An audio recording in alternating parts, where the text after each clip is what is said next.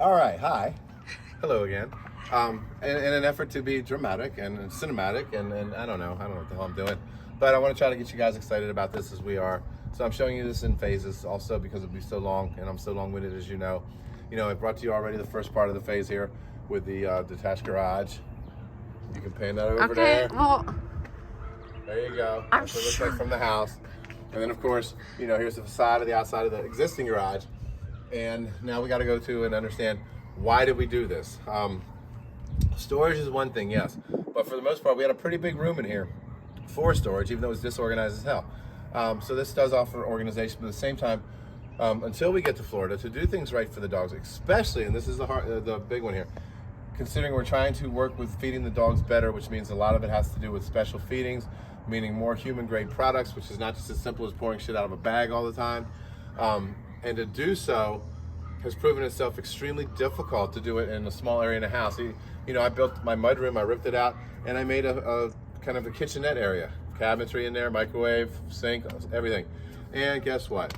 All it did was drive the dogs insane. And of course the staff, they do the best they can, but they can't, ideally we'd want to shut the doors in there, but sure, they can shut the doors and make the food as much as they can, but as soon as you open the doors, dogs are crazy.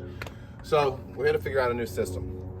Not to mention, I wanted to expand out large enough in here, sprawled out, that we could have several rooms in this house for several different staff members, volunteers, or myself or Connie, people live here, to be able to sit with the dogs, have their group of dogs sit with them, not have 80 of them on them. As beautiful as it is, it's a little chaotic because some don't want to come to that. Some of them get left out doing it that way.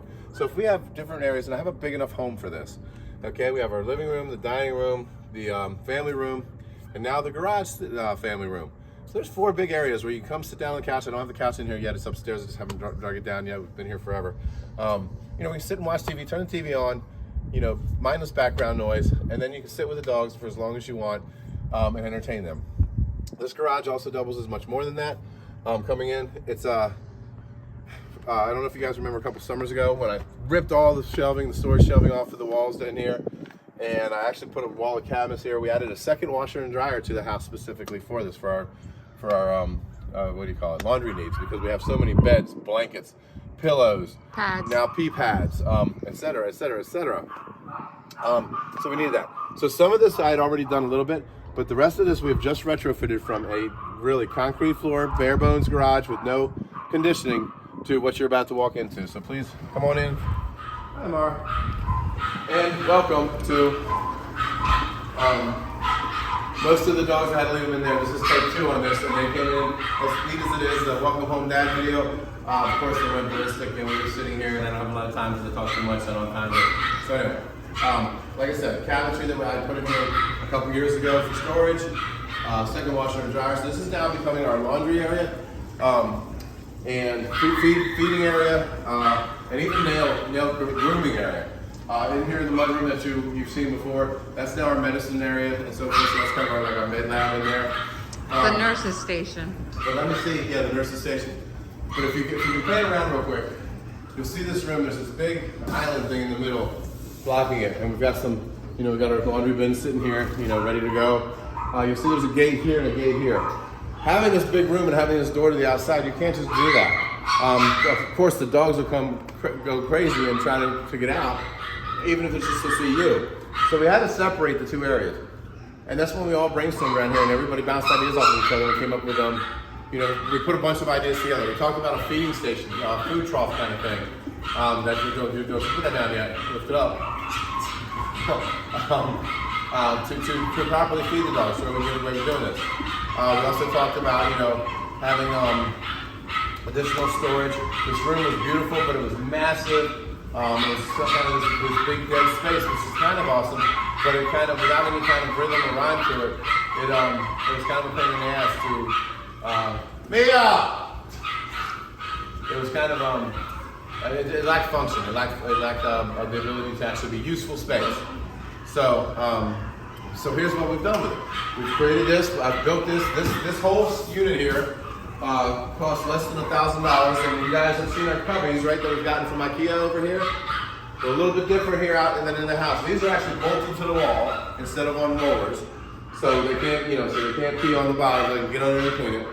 And this entire center island system is built with those cubby systems. And we just put on this side, if you see it, it's got, I can't wait for you to see the other side.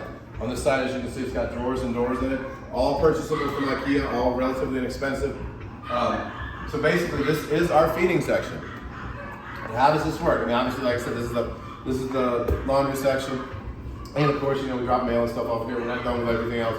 Wow, I'm jumping, but we put heaters in here to climatize the place come summertime. We're gonna take the big portable unit that I use in my bedroom. We're gonna bring it down here. It's a floor unit that goes to the window. It works amazingly, so we're gonna try that out in here. As you can see, the inside of the sliding glass doors. Sliding glass doors, you can see, like it almost looks like it's purposeful in here. But these are very well insulated. There's not a lot of air that gets out of here. It's really awesome. So, and going back to this whole big center island thing, sure, we can have some drawers here, right? You can put stuff in here. Nothing is really set in stone yet. None of these drawers are full properly yet. We're going through room by room. We're organizing every single cubby, every single drawer, so that it has something for it. Everything's in this house is gonna have a place for it. A drawer for scissors, a drawer for extra small clothes. Everything you think about. Every bit of dog's paperwork. Everything in this house is going to have a place finally, because we have enough storage to do so without actually having big storage. That's what that out there is for. So anyway, this is our feeding section. And to run down the line, we've got set, don't go through yet though. But yeah, doors 1 through 10, right? Well, 0. And it's like, wow, why would you put a dog in the dark in one of these? Well, why don't you come around here and follow me. Come outside of the gated area. Okay, and go around the back side. This is a 2-person process at least still. And there you go. On the back side is the corresponding number right here. The food bowl goes out here to the front where there's plenty of light. You can shut the dog in, and when they're done, you can let them out and shut the door behind them, right? All the waste goes up here. We go wash it down, clean it up again. And the reason this is awesome is because let's say Kira's like one of my fastest eaters. 3 bites and done. And then you got Pepe, and of course Pepe's been through a lot, but even without being through a lot, Pepe takes several days to eat a meal.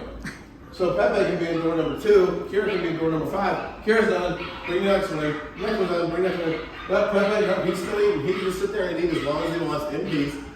Now we've tested this out so far, not in the entire population, because we have had to suspend the complete human grade cooking meals for everybody, just because we don't have the manpower, especially with everything we're doing here.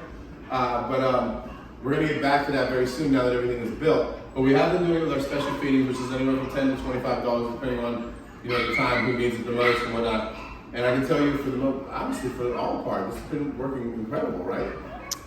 Yes. Yeah, I mean, we got no issues with it. So wow, this cool idea we came up with actually freaking works. At the bottom of this thing, it's just lined with like shelf liner. Take it out when it's done, clean it up, put it back in, good to go. Did you notice there was drawers and cabinets on this side? This side we just used our standard cubbies that we have everywhere else. A little bit of butcher's block, put it on top, finish it myself. It's supposed to look like that. So. And basically, we're gonna put the couch set in the middle here. The pea pads will go over here. And real quick, these are the pea pads that we were talking about outside that I want to introduce you guys to. We'll do this in the next video at length.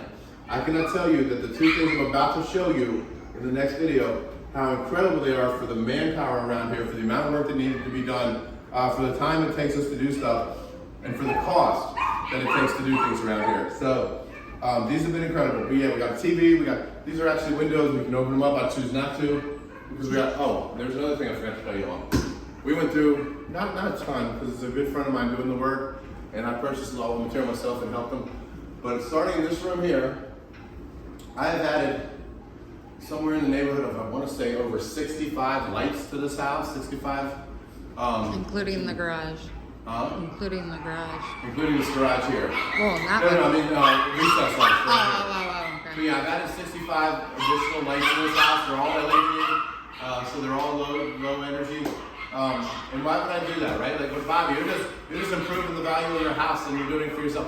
No, guys, I'm telling you, I'm not. Every one of my staff members has come to me and said, wow, since you've put all this new lighting up, and I'll show you when we go into the main part of the house for the third part, since you've done this, we are able to see everything.